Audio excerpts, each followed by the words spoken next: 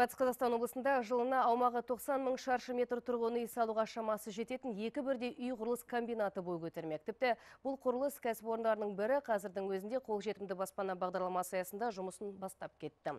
Жергілікті шикізатты қолданып, құрама қаңқалы және ірі тақталы технологиямен салса, құрылыстың құны арзандайды. Әрі мерзімі де айтарлықтай қысқарады дейді мамандар. Министр өз кезегінде құрылыстың құнын арзандату үшін жаңа технологиялық ізденістер қажеттігін атады. Өткен алдағы уақытта мемлекет есебінен бой көтеретін баспана құны өсе түспек.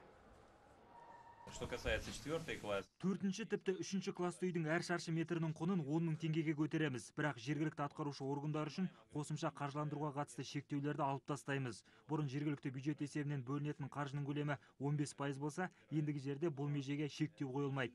Бірақ құрылыстың өндірістік тәсілдерін енгізу қажет. Сол арқылы құрылыс құнын төмендету керек. Сондай-ақ өңірлік даму министрі Болат Жәмішев тұрғын үй құрылысы мен коммуналдық шаруашылық саласындағы өзекті мәселелерге назар аударды.